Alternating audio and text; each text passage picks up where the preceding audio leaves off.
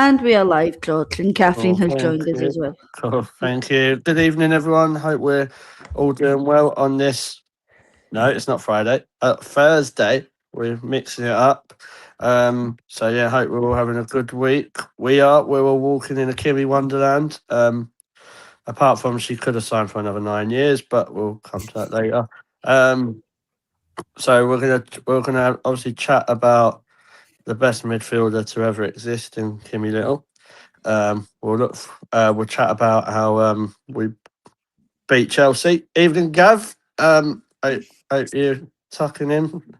So, Gav, you're close to your Chelsea special show of my Sonia Tuna Pasta Mask. You're close. You're close. So yeah, and then we'll look forward to the North London derby. So I'm going to introduce you to my guests. Laura, how are you doing, mate? You okay? Yeah, I'm all good now that a Scottish legend has signed for another year, which I said before we came live that they've made a mistake there because that should have been 10 years. So yeah, I'm buzzing with that one. That obviously that deal has been obviously done and dusted, and it sounds like it's been dusted for a little while. So yeah, I'm happy with that one. Yeah. I wonder what Scottish legend you meant. I thought you meant Mel ain't signed for someone, is she?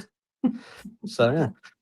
But yeah, absolute good move. I think it, like you said, it was expected for a while. Catherine, how are you doing? Oh, doing good. Was bouncing from meeting to meeting at work and had a brief little pause in there that I could see the great Kim Little signing or announcing that she was signing. So a new contract. Can't complain there. That was the bright spot. Had to get done with work and then I could focus on the fun stuff. Yeah, surely work should realise that it is Kim Little Day today, so that's poor from them. Yeah. Poor. Then also Amanda, how are you doing? Yeah, good, thank you. Equally buzzing as everyone else. It was a nice surprise this evening to get that announcement. So that's great news. I'm going to say it because Austin always winds me up. Yeah, absolutely buzzing, Austin, mate. Absolutely buzzing. Because basically, so it's a Russo thing. So when we was in the group chat, and I think we just after we won the Champions League, I was like, I'm absolutely buzzing, mate. And so I'm surprised I ain't got my own meme yet, to be honest. But yeah, and also Ryan, how you doing, mate? Good to have you on. Yeah, I'm good, thanks. And yeah, brilliant week really from the women's point of view. Yeah. Beat West Ham, beat the pretenders, and now Kimmy Little stay for another year. I'm not gonna lie, I forgot we played West Ham. To be honest. So, yeah, I was there. It was that good a game. It was that good of a game. I really don't remember. I remember loads of goals. I think I was sitting next to Lewis. That was right. It was eventful. Where's he been? Yeah, he's been at the last 2 games. He's reformed. I tell you. He's back. So yeah, then hello to everyone in the chat. Who have we got, Laura? We've got BX in, Common New Gunners. Hi, mate. Hadlad is in. And Hadlad, I checked on your last fact from the last show that you said that Petrugi Harrow was back. And you were right, which I didn't realise she was back. So yeah. Dorian's in, he said hi. Hey, Kevin said evening all. Hey, Kev. BX said the Arsenal storming through Europe. Yeah, how we love it. Just swiping away Chelsea like they're a wee fly buzzing around them. And Kevin said, happy extension day. I think we're all pretty happy with that one. Yeah. I think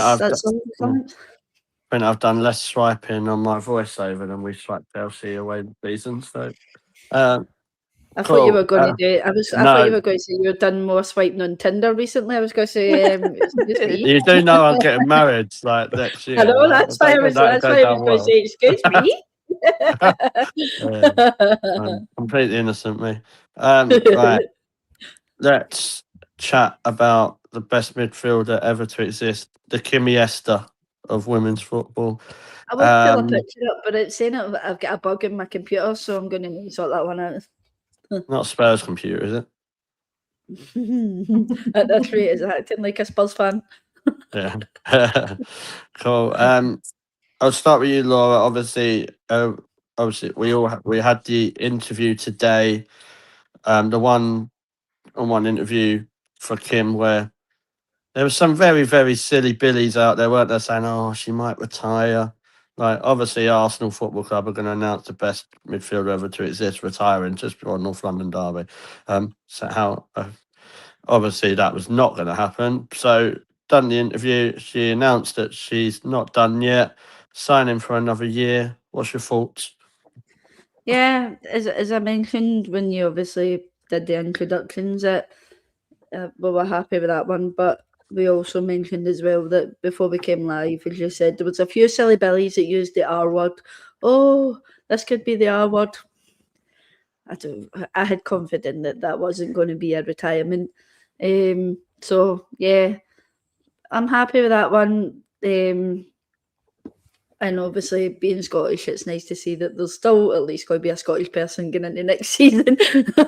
Because at this rate, it doesn't look like a lot of Scottish are even going to be in the WSL soon. So yeah, I'm happy with that one. I'm sure I can speak for everybody else in terms of we know what Kimmy can bring to Arsenal, and I think if that was to go next season, I could see Arsenal crumbling if we were to let Kimmy go. And of course, obviously, we know it's only a year extension, but in terms of that, I think that's in Kimmy's terms that she wants to see how much she can push year in and year out. So yeah, we'll obviously see a few special things on Saturday for her as well, because not only has she just signed a contract, it's 400 appearances for the Arsenal, which is a lot of hours. Like if you if you add that up, that's a lot of hours of football for the Arsenal,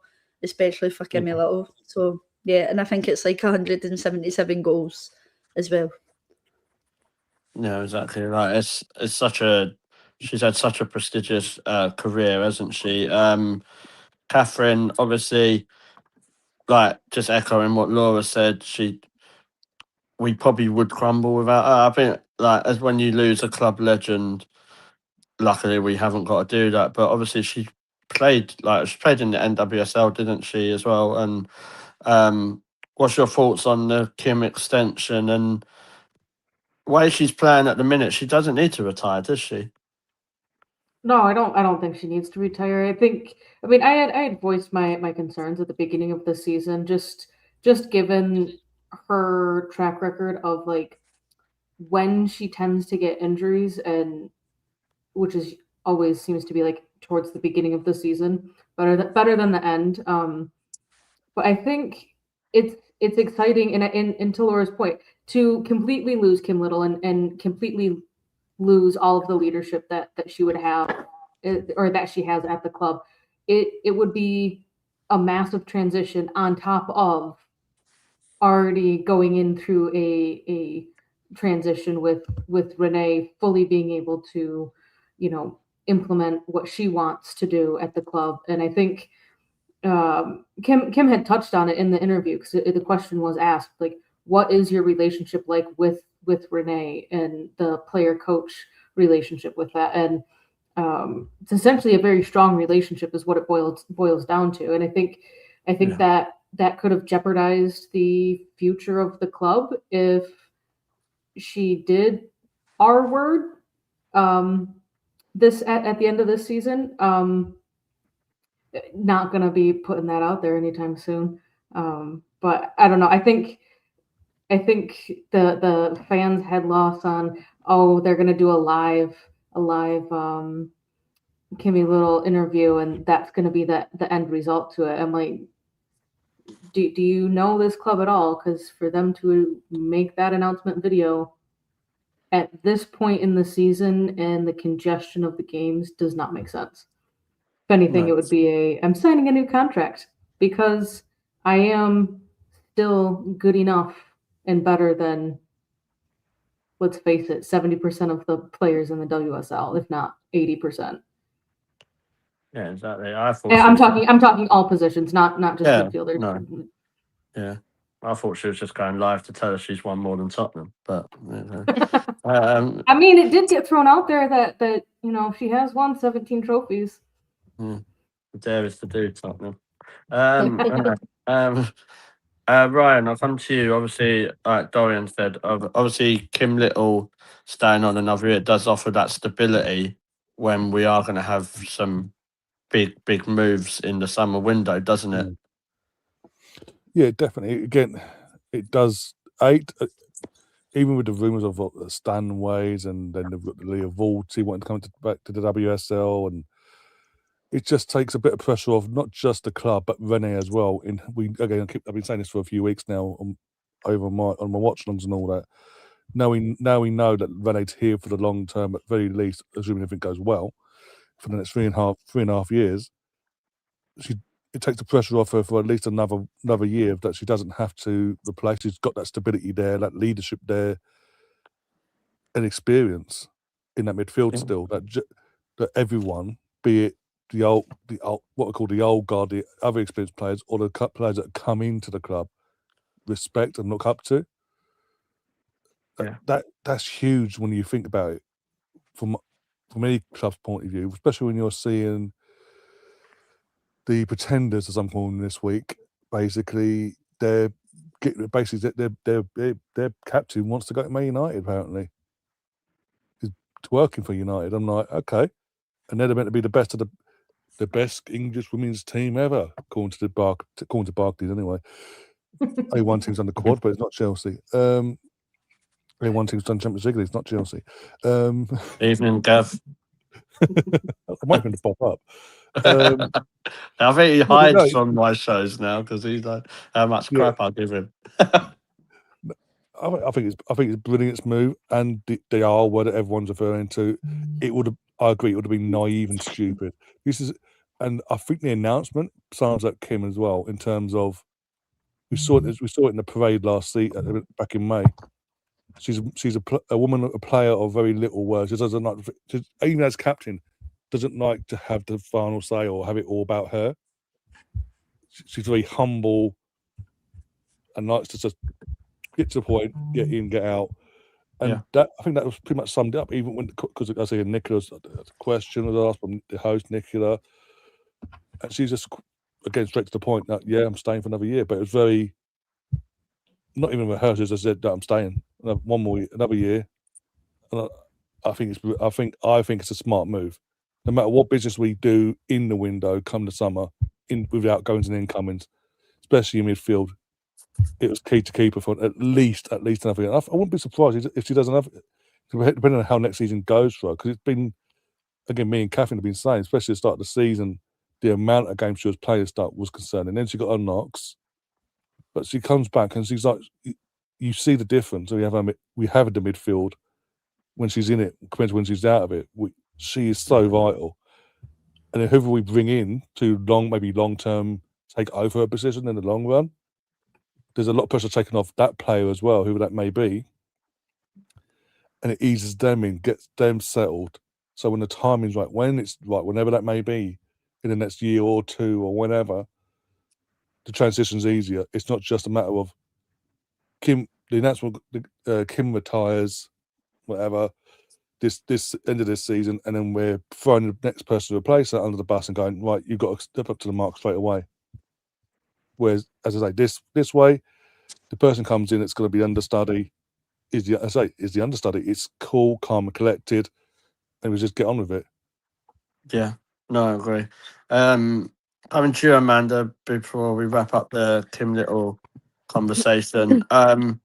Obviously, like we're saying, is we are expected to have a busy transfer window. So, like Ryan has said, it is key for Kim to be there because she can. What other players and the young players that we've got, there's no one going to be better than learning from players like Kim Little, is there? Especially like if you look at players like Katie Reid, Michelle Adjiman, even Jessie Gale, them players. Yeah, definitely. I think there's that side of things, but also she is still at the top of her game as well. Like, I think you could really tell earlier this season. I think she got a knock in the Leicester game and she was out for a month or so. And it wasn't a coincidence that we were quite shaky during that time. She's a top player. But like you have said, we are expecting a bit of a rebuild in the summer, and for her to be there, like the solid leader that she is, will give a bit of a real strong foundation for what might be, quite a transitional time. So I think it's good, and I agree with Ryan. Hopefully we'll get 1 year and she'll have a great year, and then we'll get another year. And yeah, she's absolutely top. What a legend and what a captain. Really good stuff. Yeah, my captain. But yeah, so obviously all the Arsenal fans but absolutely buzzing. There you go, another one. With the Kim Little news. So she can get her presentation on Saturday. Obviously beat the Spurs again. Just like training for her. So and then hopefully we can move on to Humberland's certain team in Fulham next week. So talking about that, we'll talk about the Arsenal-Chelsea game at the Emirates, where the weather was shocking. Chelsea were all right. George, are you sure that wasn't Chelsea tears? Yeah, probably. Now the Sorry, Arsenal's on the yes. beers, so you know what I mean. I'll come to you first, Catherine. Going into the Arsenal-Chelsea game, how was you feeling? And then obviously we saw the lineup. Was that expected for you? I gotta pull the lineup back up, but I think it was fair. I think it was fairly expected. I was still very, very, very optimistic on what the outcome of the game was going to be, which was going to be some form of Chelsea slipping and falling on their asses, which, let's be fair, they did. Can't complain there. Let's see. I think my laptop is running slow. I think the only shock was maybe Fox starting instead of Smila, but and McCabe starting instead of Hines. I think the fullbacks were a little bit shocking, but not unsurprising given it being the first leg and it's against Chelsea and not Leuven or Benfica or any of the other.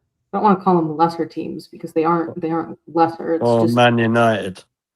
Yeah.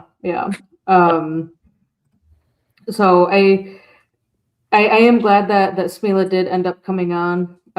She just didn't come on for Fox, and McCabe had shifted over from playing fullback to center back. So I wouldn't say that there was really any shock in the lineup, but given the available players that we had, it was probably one of the best, if not the best, lineup that we could have, and still have quality rotation for second half subs.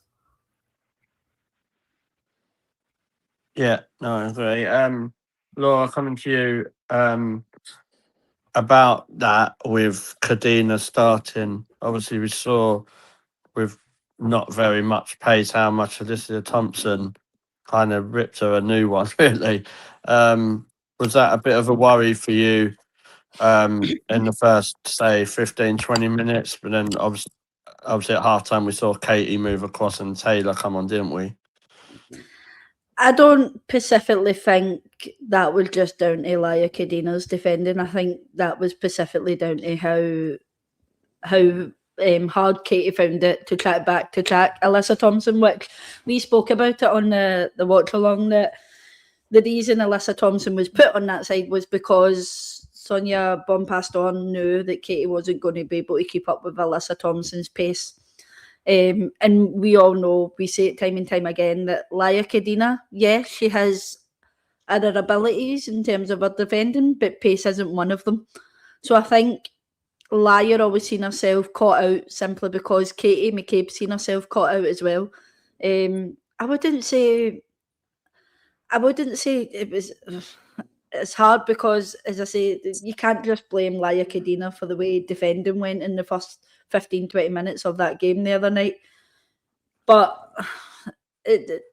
looking at that defence and that lineup, you are kind of saying to yourself, we could be, and that's where my nerves kicked in when I genuinely it clicked that Laia Cadena was going to be starting the game along with Lotte Wibbemoy and Kate McCabe, and you're thinking to yourself, shit, we could be up shit street here if Katie and Laia don't have their pace up, and it proved it that they weren't able to keep up with the pace of Alyssa Thompson, and even at one point Lauren James, which I don't think is a very pacey player, but she's just a very tricky player. And then of course Laia Cadena goes and gets herself a yellow card, which I think was the best decision for her to do, because then that gave Renee the opportunity to then say, you know what, you need to come off. I don't think if Laia got that yellow card, she wouldn't have been off at half time. I think Renee would have stuck with that back line, and I think it would have been a very much more trickier game for Arsenal in the second half, because we've seen the way obviously Chelsea came out in the second half a bit more reluctant to obviously get that goal back. But yeah, Laia Cadena for me just isn't up to scratch where we need our defenders to be up to. And I've tried to give Laia every opportunity to be able to show, but we can't really say anymore now that, well, Laia really doesn't get game time for her to be able to get into the swing of things. She's getting on, she's getting game time, and it just doesn't seem to be picking up from my liking in terms of defending or whatever. I just don't think she has the pace, to be honest, mate. I think No, that's she's where not. she gets. And that's where she gets punished. Amanda, obviously, moving on to about Cadena. Obviously, next Tuesday, next Wednesday. Sorry. Would you be expecting to see Steph Catley back? Because I feel like personally that decision has probably been taken out of our hands. I think some of the people are going on like she's had to fly about 12 million miles and hasn't played for about 6 months. Like she has done this on international duty before, so surely Steph Catley just slots back in on next week, doesn't she? I'd say so, yeah. I'd be expecting the Aussies to be available. Don't know the girl's name, I forget, but Man United fielded one of theirs that had been at the Asian Cup last night and seemed to do all right. So yeah, I'd fully expect Catley to be back. I thought Cadena was all right. But yeah, I think, as Laura said, the yellow card probably made the decision a little bit easier. And actually, I thought Katie did pretty well as a central defender, actually. And it did all work out, didn't it? But yeah, I'm hoping that Catley's back. Yeah. Miyazawa, you're thinking about, Amanda? Huh? Miyazawa. Thank you. Yeah, I'm really bad with names. Thank you. Yes. That's fine. Isn't it rumored that Leo's going to be back too? Williamson potentially be back? There's a chance, but I don't think they start Leah Williamson. She's not available on Saturday apparently, so yeah, I think that's too much of a big game to bring her straight back in for personally.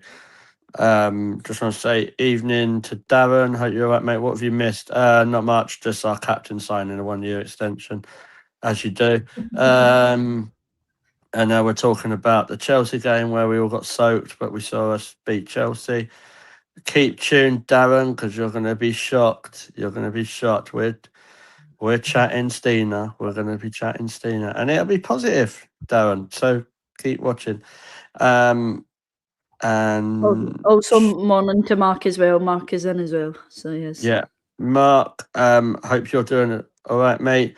Thank you for watching. Obviously, just want to say to people, please remember to subscribe to the channels. So that's the Arsenal Women Chat Show, the Mr. Arsenal podcast, and Highbury Fans Forever. I think that's the first time I got it right. So that's positive. So yeah, please hit that subscribe button because it really, really helps. Ryan, coming to you, obviously, I just want to talk about Stina Blackstenius. As people know, I'm not the biggest fan, but I have to hold my hands up. I think recently she has improved quite a lot with her holding up the ball, and just the way she's been playing in the team. Would you agree with that? And obviously she's got another big goal, but her holding up play has really helped us attacking wise. Yeah, I do agree with that. But also, she's a big game. She's proving she's a big game player. So since he's joined us, he's always scored goals against the big teams in the big games when we need them most. Champions League final, Gav. I'm gonna keep saying that. And again, Champions League against Chelsea is a big game at home. They're there for the taking, and again, she uses the best of her ability. The ball came in, and what else can you say? Like I think BX said in the watch on in the chat, like she's our clutch player. In the moment, she has the clutch moments, and you need that player. And as frustrating, even again for myself, I know you have your faults, but even myself, she gives us frustration. The offside, stay on side sometimes, please read the line. But no, again, take that away. There's a great player there, and we're seeing a bit more of it in terms of the hold-up plays you mentioned and helping out the attack in that sense. But more importantly, she's scoring the big goals in the big moments when we need her most. Yeah. No, I agree. I think like Dorian said, even her first touch was good. Yeah. But I get she does score in those big big games and the clinical. I think what was frustrating me was like there were some chances that were easier to miss. So I mean that used to frustrate me, but I think her all round play now has really, really improved.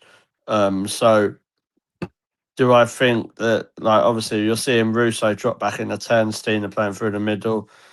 I don't actually expect to see that on Saturday. Just because I don't think we need to. I think you could just. There's a couple of people you could rest in that. It's Spurs. So, but yeah, I think obviously talking about Stina, obviously she's kind of putting money where her mouth is, like with the goals now.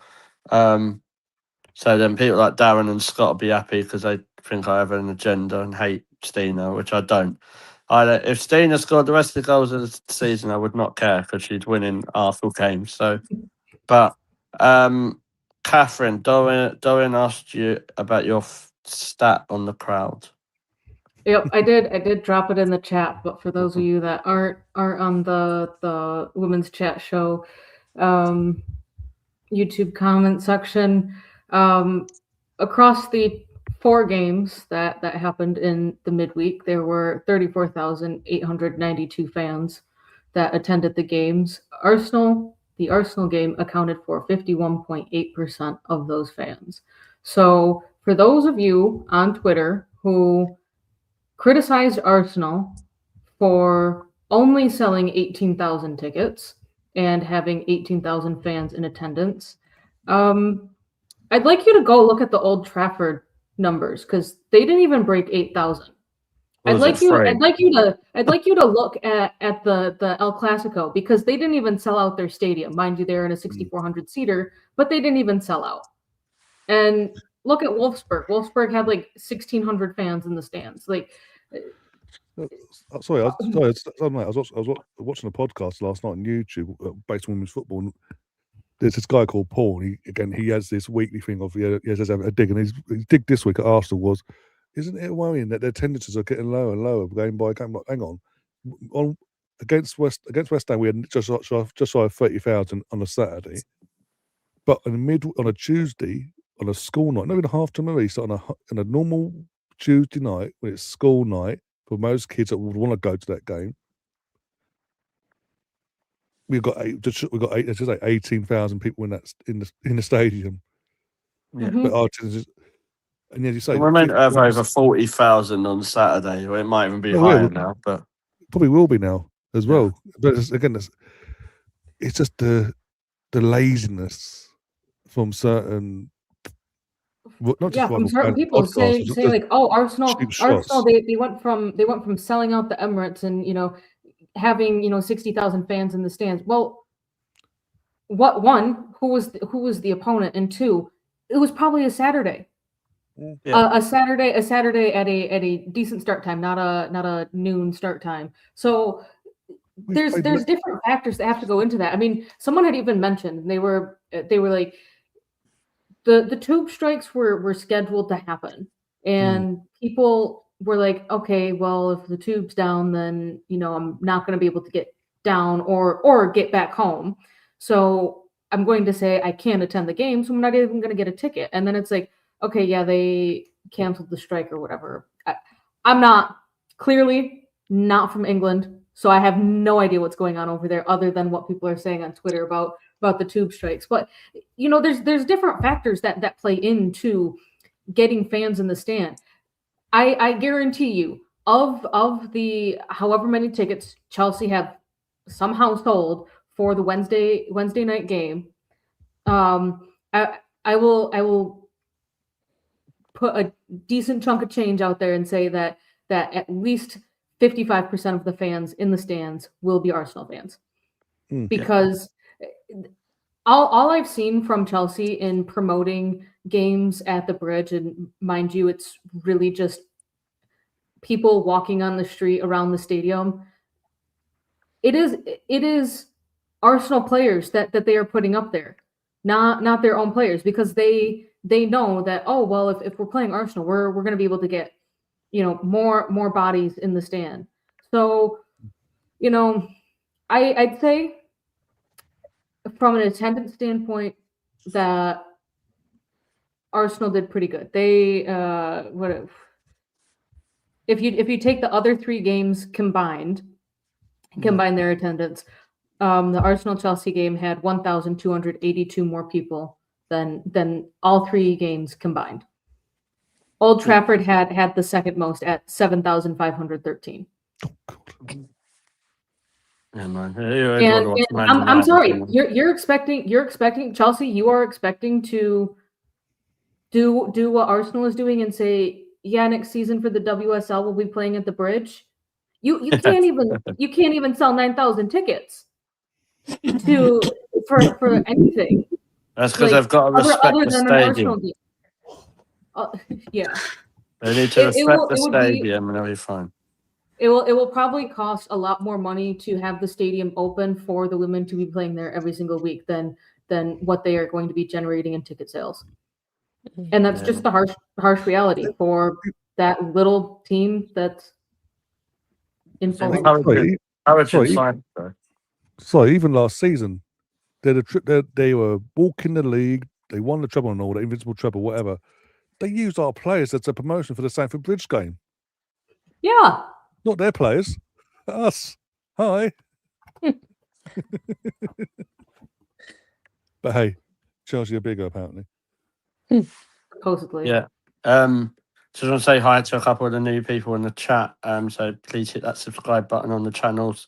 That really, really helps. I think Darren's asked you if you can do an NWSL roundup, Catherine. Keep your eyes on that, Darren. Me and Catherine may have something lined up in the next couple of weeks in the NWSL on the new channel.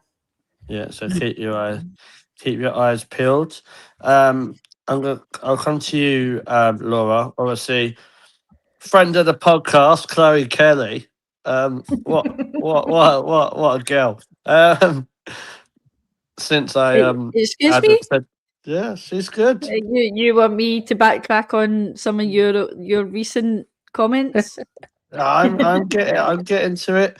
So yeah, she apart from the last two shows that she watched, she's realised actually for the Samba Rhythm to play, she needs to run down the win and score. So she scored 4 goals in the last week. Another great goal on Tuesday. What do you think the difference is? Do you think it's obviously she's just getting over her injury, or do you think are we playing more to? Is it just a run of games? What's your thoughts with that? Yeah, obviously Chloe has been put in a bit of a difficult predicament of having to be put in constantly at the moment. Obviously, Caitlin Ford was away. Olivia Smith, for some weird reason, can't play a full 90 minutes. I don't know why that is. Of course, then Beth was injured, so Chloe obviously had to come into that as well. And she really hasn't had a chance to really do what obviously the likes of Leah Williamson's been doing in terms of her injury. But I think the thing is with Chloe Kelly is it seems like in every interview she talks about obviously Renee and the people that she has around her at Arsenal. It seems like those type of people are the ones that are in her head saying, listen, look, you're good enough to play for this team. Go out there and do what you usually do. And I don't think that was something she was getting at City. And I think that was why, obviously, she went into the kind of state that she went into before she signed for Arsenal. And many other players will say, like, when you're injured, the greatest thing that we have round about us at Arsenal is the people round about us that support us in terms of getting us back up onto our feet and getting us to where we need to be. And it's been so refreshing over the last few games to see Chloe Kelly step back into that role of being not, I wouldn't even just say being that great winger. She's also, I noticed in the game the other night, she's also adjust her position. She's a bit like Beth Mead in terms of she doesn't always want to take a player on down the wing. She wants to pull into the middle, and then obviously that's where she's been getting her shots off. And of course we've seen that, on Tuesday night, where she just thought, do you know what, I've got space in the middle of the pitch here, I'm just going to shoot this. And of course, luckily enough, Hannah Hampton isn't quick enough to get to our bottom right-hand corner, and it goes into the back of the net. Now, what annoys me is watching that on TV when Lauren James scored her goal, how much the pundits and the commentators were so far up her arse, so far up Lauren James's arse. Oh, she's spectacular, she's this, she's that, and forgot about What the way can't she Kelly took her goal. do?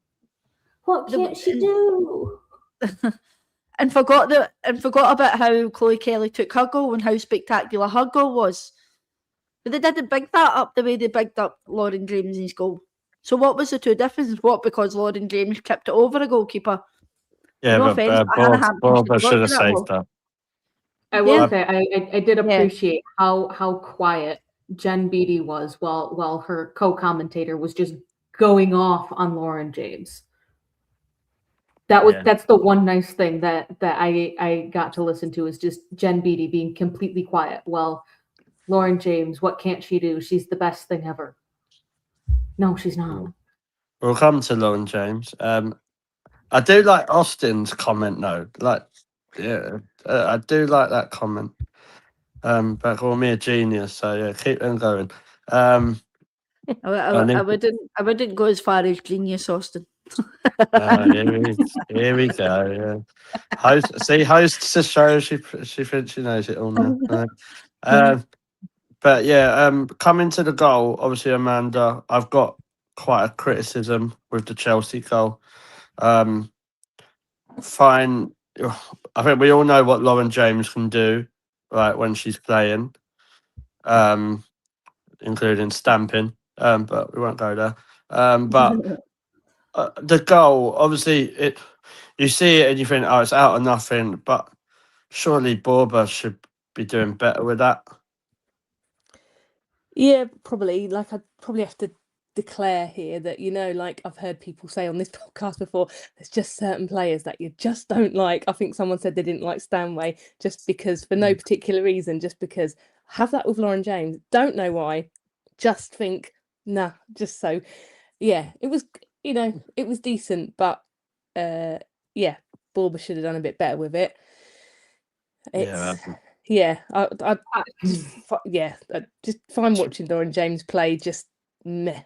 But, yeah. And then why we have you on the podcast, Amanda, because I'm not a fan of Lauren James either. Probably Hey. probably a bit too much. I think you'll find 90% of the Arsenal fans are not a fan of Lauren James. She's just as shit as her brother. Simple. But you know, like some players, you can watch them, like, you know, for another team, and you think, no, like, I hate your team, like, I don't like you, but God, you're good, like, you know, and you can say that. But with her, I'm just like, nah, just no. I don't see. All right, see. So you and George are of the mind that Borbe should have done better. I think the problem was more in the communication between, I think it was Beth and Mariona, and actually clearing the ball out of the box properly. Because as soon as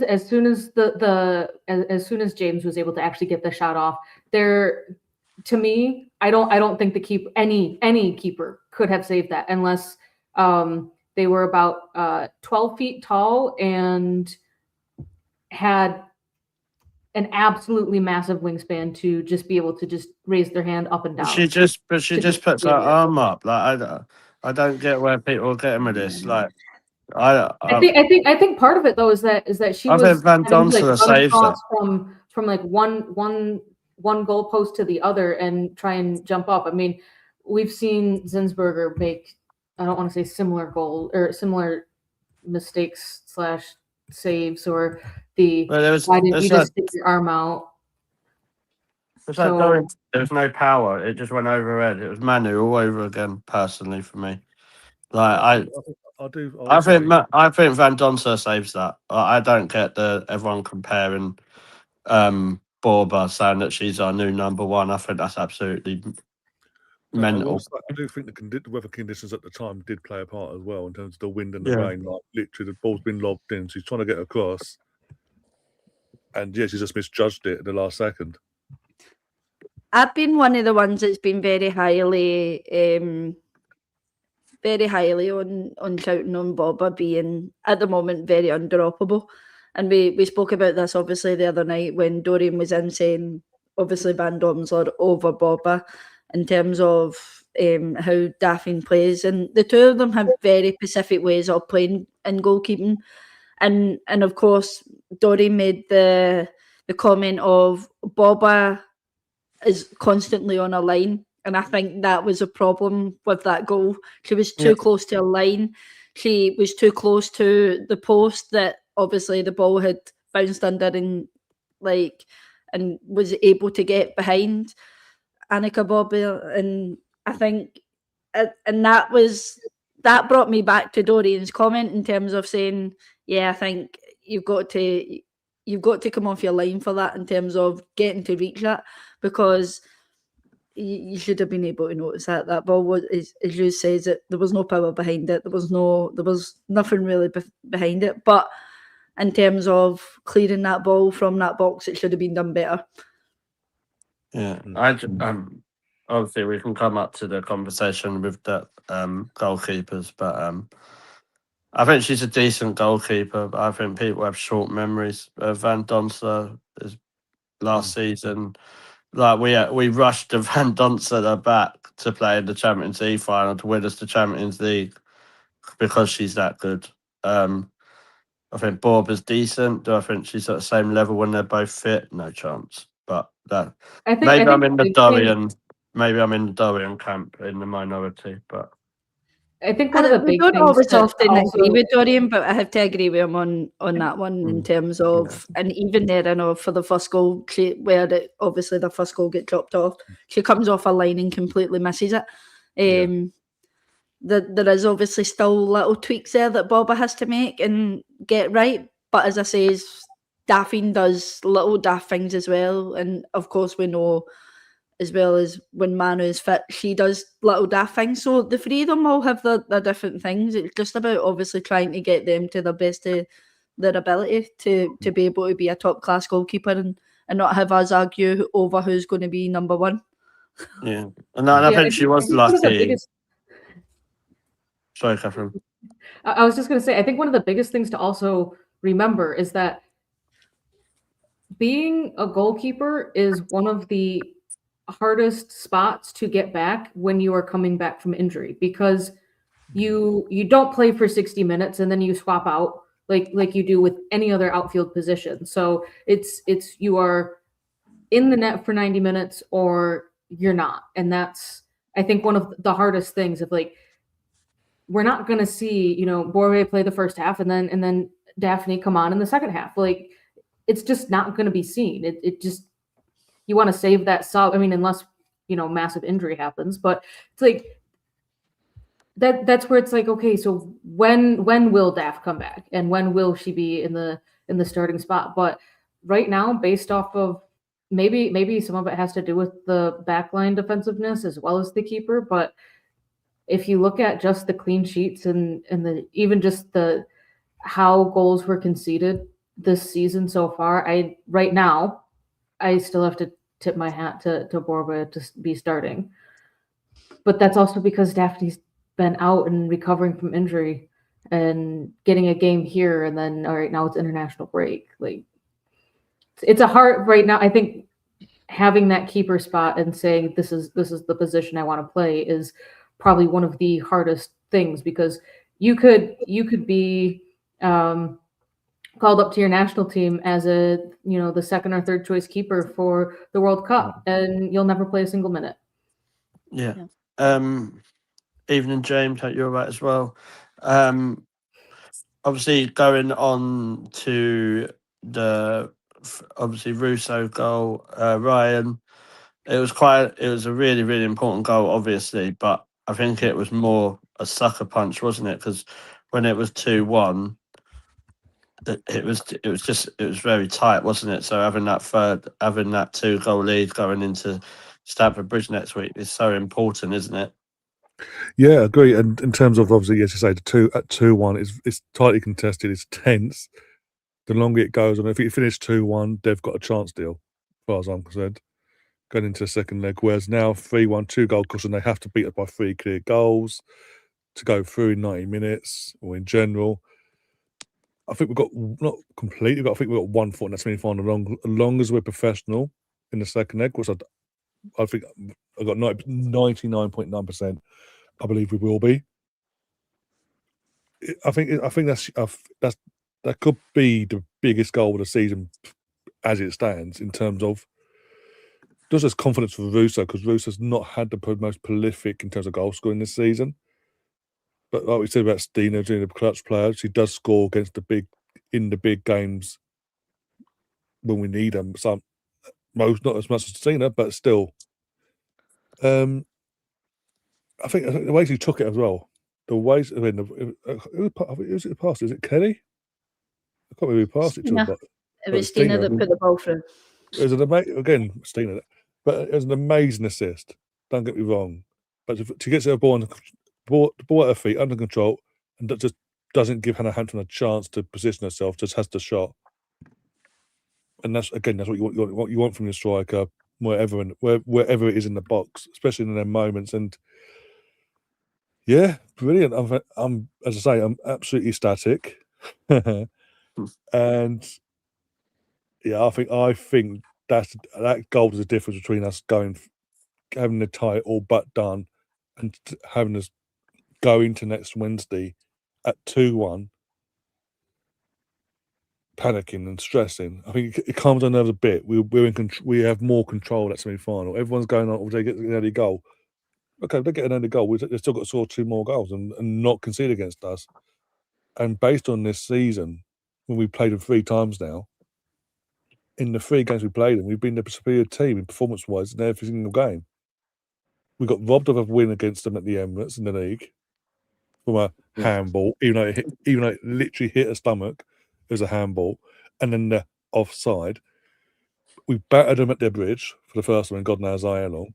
And then buying the first 10 minutes against them on Tuesday, buying that first 10 minutes, after that, controlled the game, better team, played them off the park. And what was the best thing was, I'll say the first goal soft in terms of the first goal being disallowed was soft in my opinion. We all said it on the channel at the time to watch. Yeah, we were very lucky. Yeah, we held up. We'll again, because it was an Arsenal Chelsea. We were very actually open and saying no, that should be a goal. We were shocked it was disallowed. But the fact the second one got disallowed and there's people questioning it, like you can't. Yes, but she touched the ball before she can't. But no, she may have touched the ball, but guess what? Her studs are still up flat into a player's stomach. You can't do that. But she was Period. so lucky to not get a card. And the irony is that afterwards, I watched Tuna's bloody press conference afterwards, and literally the complaining and the irony behind her going, "Where's VAR?" Okay, where's VAR when your players should be on the pitch for the last few minutes of that game because she did what she did, accidental or not, is endangering a player, be it the goalkeeper, whoever it may have been. It happened to be our goalkeeper. Yeah. No. So this whole VAR is not professional enough. I'm coming across. I might be coming across bitter. Yeah, you're coming across bitter. You're a sore loser. Your arrogance came racing to the surface. The team that's won 2 Champions Leagues. The irony behind you coming in to take this club further in Europe, and the team that you're competing against domestically has gone, go away. We're giving you 18 years, or 17 years, how long it was. And now, literally, even though we weren't great in the league phase, we've come up against in the quarterfinal, and we've shown our European pedigree. Not to take out the World Champions thing. Our European pedigree on the European nights at the Emirates nowadays. The girls are going to turn up. We're European champions for a reason. There's a reason why this squad of Chelsea players have never won the Champions League. There's a reason why the bulk of this squad, and the most unhumble Scottish person in that squad, by the way, hasn't won a Champions League a few years ago when they played Barcelona in the final and got pumped. Yeah. That is fun fact about that game. That is in the modern era of the single one-off final game. That is the largest margin of victory. 4 goals. And then also Russo's leading now, isn't she? Scored the most goals in Champions League this season as an English player, so that's something to celebrate as well. Sitting at the top of that Golden Boot race right now by 1 goal. Yeah. So yeah, it was a really important goal. Then all they've got to do is just go next week and be professional. Cool. We'll moving on to, obviously, we've got the North London derby on Saturday. Amanda, coming to you first. Obviously, that's still quite an important game because we want to secure second spot so we don't have to go through any playoffs and stuff. But obviously, if we win the Champions League, we won't need to anyway. But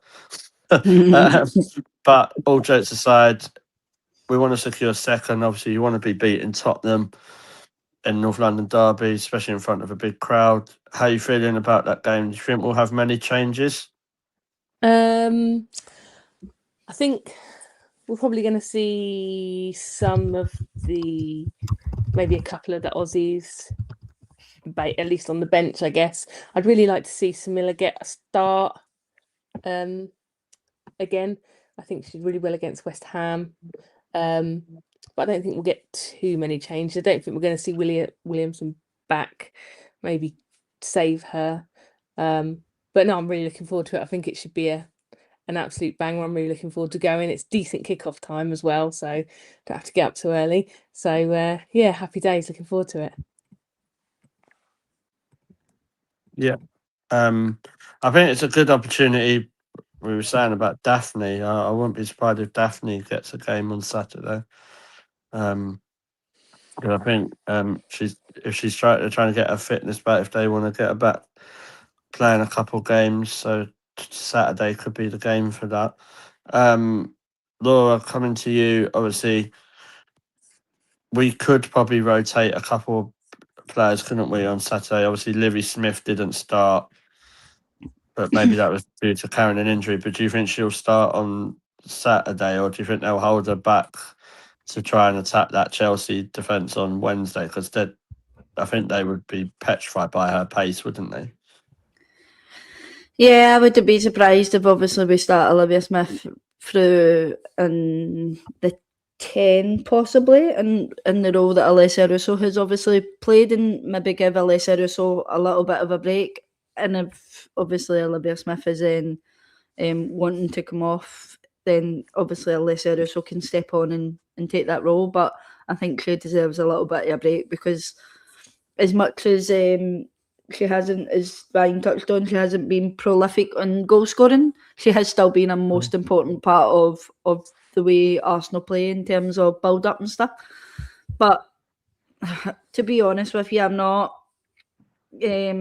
too convinced by this Spurs team this season. I know they're higher up in the table and they have got some decent players in there, but it just seems like it comes to this part of the season, they start to fall off and fall off and fall off and fall off.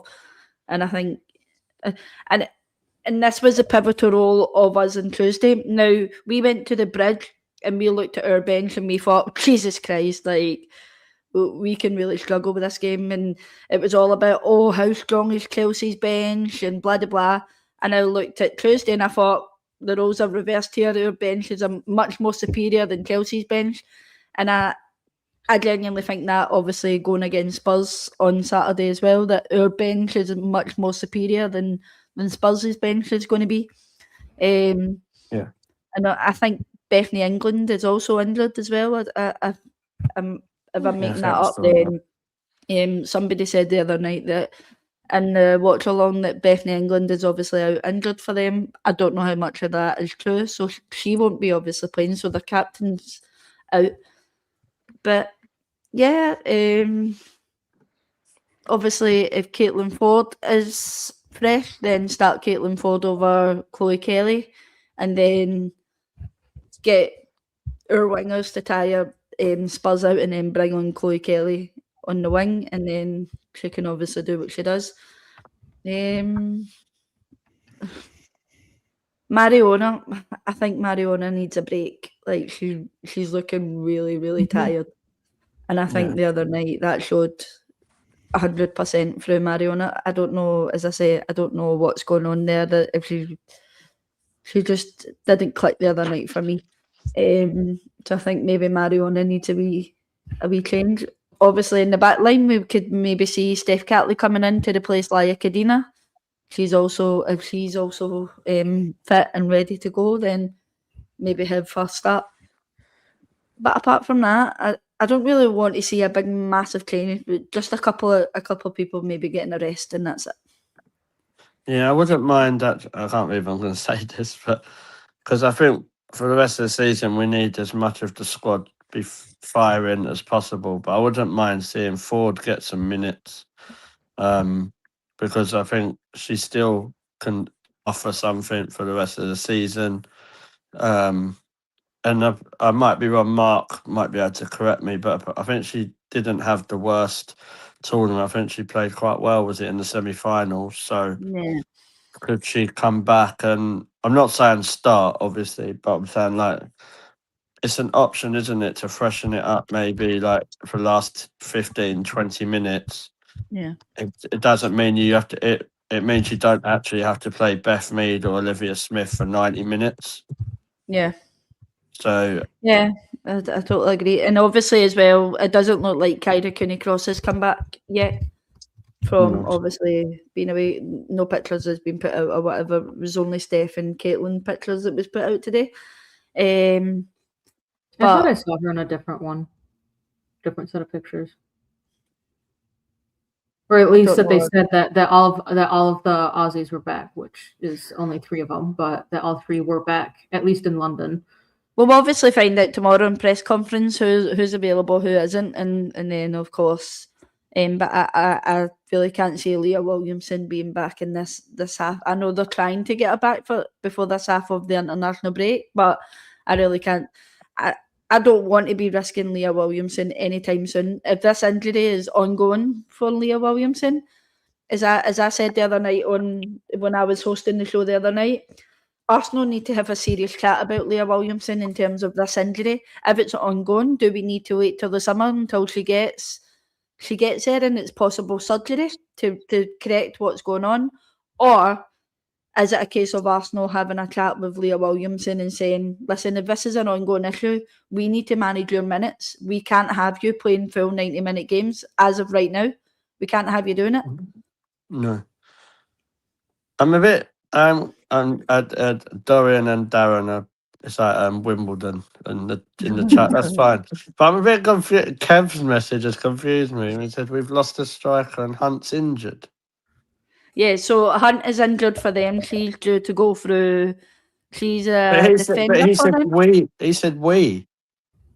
Yeah, we have Well, lost. yeah, a because she goal likes to scorer. score own So goals. Hunt is injured. Oh, okay. I thought something like that. I thought he'd been infiltrated by a Spurs fan. Then I was getting confused, Kev. I was worried. I thought we lost No, you. see, I caught his wave. It took me maybe a little bit longer than it Yeah. probably should have. But Okay. own goals are a savior and a half. I thought Jamie O'Hara was in the chat. Then I thought, oh, there we go. Positive signs. Yeah. Which So one? I was obviously coming to you, Catherine. Just talking obviously about the Australian players, like we've said, Kyra probably. Oh well, Kyra isn't available, but is this the sort of game that you'd expect probably players like Steph Catley and Caitlin Ford to probably come on late in the second half just to get back into the groove with it? But it could also be a game for Palova, couldn't it? Yeah, I think I really do want to see more from Palova. I mean, I think she was really starting to get into the Arsenal play, and that when she did her ACL. So, you know, I want to be able to see that come back. And if she's not getting on the pitch for the games, us fans can't see that. I think this could be a good game for Palova to start. It's just going to be for a matter of who, because to Laura's point, Mariona does need a break. Yeah. And you know, in terms of Steph and Caitlin, I honestly would not be surprised if one or both of them end up starting. I think if we can rest Chloe Kelly, and if we can continue to rest Olivia Smith, and really have both of them still fit and firing for Wednesday, I'd like them to kind of go through the motions like they're at training on Saturday, because that's kind of what this game could end up being, is kind of like a training session, much like the West Ham game was. Steph, I think I can see Steph either starting and playing 60 minutes or coming on in like the 75th. That's kind of how I'm seeing Steph playing this weekend. Sorry, Laura brought her dog in front of the microphone. Yeah, right. I thought the dog had something to say and provide some insight on the Aussies playing. At least she's awake and not snoring this time. Yeah. It must be as an exciting show. She's not falling asleep yet. Cool. Well, I'll go round to get your predictions. Ryan, I'll start with you. What's your predictions for Saturday, and who's your first goal scorer? Oh, it's Tottenham at home. I know we drew nil early in the season at their place, so we say. I think it was 6-0. 6-0 home. Get the confidence going. Keep the confidence flowing. I think we see a hat trick as well. I don't know who, but first goal scorer, that will be Olivia Smith. Cool. Love that. Amanda? You. Amanda, you're on mute. Oh, what a rookie error. That's all right. Okay, yeah. So 4-0. Yeah. And first goal scorer, Kimmy Little on Kimmy Little Day. I love that. That's right. Dang it, you That's took why my first goal That's why we scorer. have Amanda on the podcast. She's been promoted. You've took over from Brother Grimsby now. Catherine? 5-0. I think I'll go. Oh, Depending, can I just say the position that our starting striker will score first, whether that's Steve No, or Russo. I want names. You want an actual? I want You know a what? name. I'll do Russo with an assist from Kimmy Little, Yeah. and I feel like we're gonna see at least 2 goal involvements from Kimmy Little. Cool. So if you're doing fantasy football, get her in your team just for this weekend. Or while you can do fantasy football anyway. Laura, what we're going for? Depending on what goalkeeper we put in, I'm going to go 4-1. If we put Daffy in, then we're getting a clean sheet. If we put Bobby in, we get that one against us. That Yeah. means they'd have to have a shot, though. That means they'd have to have a shot, though. They could. No, I don't know. West Ham only got on the one way off on the Arsenal weekend. on the way Arsenal play, they're probably I hate to break it to people, and I'm not. I hate Spurs, but Spurs are in the women's game a lot better than West Ham. yeah. So, like West Ham women are like nearly as good as Tottenham men. So, And my goal scorer is going to be Jesus Christ. Milo. It's Mila Holmberg, yeah. I'll go Stina Blackstennis. right. I'm going for a 3-0. And I'm putting it out there. Smila Holmberg is going to score because I think she plays instead of Fox. Band one in top corner shows how to actually score a goal properly from outside the box and not lucky like Lauren James. So I'm going Smila Holmberg. And the ex-gunner, that will be your top bins from the Emirates. Cool. So thank you to everyone. Obviously, it's been a really, really good show, a packed show. Thank you to everyone. Thank you to everyone in the chat for all your nice comments and getting involved. Really, really appreciate it. Please hit the subscribe button and share if you're able to on the Arsenal Women Chat Show, the Mr. Arsenal Podcast, and Highbury Fans. Whatever other 2 channels are absolutely brilliant. All the content they do. Carrying on with the content, we will have a watch along on Saturday, I'm assuming, Ryan. Yes, we will. Just Right, fun cool. later on. Right, cool. I'm glad that could have been awkward, couldn't it? So yeah, obviously we'll have to watch it on there. If anyone wants to get involved with that, obviously reach out to us as well. Just want to say thank you to my guests. So Amanda, amazing as always. We'll have to just start calling you Amazing Amanda. That'd be Oh, your new phone name. Yes. All right. So you should be honoured. I'm not normally nice to people, so Oh, well. you're in. Thank you You're very lucky. much. Yeah, Laura has to tell me off sometimes. That's fine. Cool. Are you at the game on Saturday, Amanda? Yes, I am. Cool. Yeah, looking forward to it. Hopefully see you there. Yeah, hopefully. Yeah. Catherine, thank you as always. Yeah, happy to be here. I know that I kind of missed my early time to get into the background of the show, but happy that I was able to still get on here in time for the countdown to start and be able to provide some good commentary. If you didn't like it, sorry.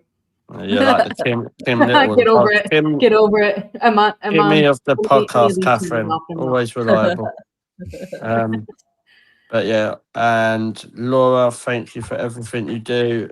You know, I say it all the time, every week. Yeah, we'd be lost without you and with the show. So thank you. You're very welcome, and obviously I look forward to spending a bit of time with you on Saturday because I'll be at the game. And I promised Ryan and Catherine, if they're on the watch along, that if I can get signal, I will go live from the Emirates at halftime to give you an update on things. So You turning into Austin. That's what he does. yeah, I do better than Austin. So Yeah. Well, yeah, that ain't We'll ours, see how is it? Come on.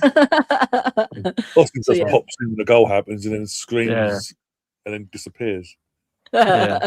Yeah. Unless bless him, he has a poor little headache. He knows I love him really. So obviously, and Ryan, obviously, thank you for coming on. Thanks for all the stuff you do with the channel and stuff and the watch along. So appreciate that. No, again, thanks for having me on. I know it was the last minute I just reached out. I thought I'd No, do no it. problem. I really wanted to talk about Chelsea because I love beating Chelsea. It's been a while since I've been I on know. it. So Evening, Okay. Gav. Evening, It's like Gav. what we This do is with your Gav. time. What we do with Gav now is, for those who don't know, it's like the I'm a Celebrity when Ant and Dec used to say evening Prime Minister all the time. So we, whenever Chelsea comes on, we talk about Chelsea, have a bit of little Gav banter, but he's hiding. So the only two people I know from Chelsea is Gav and Basil, unless they're the same one. We never know. We'll never know. They could be the same person. Until we see one of them on the channel at some point. Yeah. We'll never It's know. a bit like Lewis Hamilton and Theo Walcott. You see them both in the same place. So, but yeah. On that note, before we all get banned and cancelled, hope everyone has a lovely weekend and come on, you Gunners. Bye. Thanks.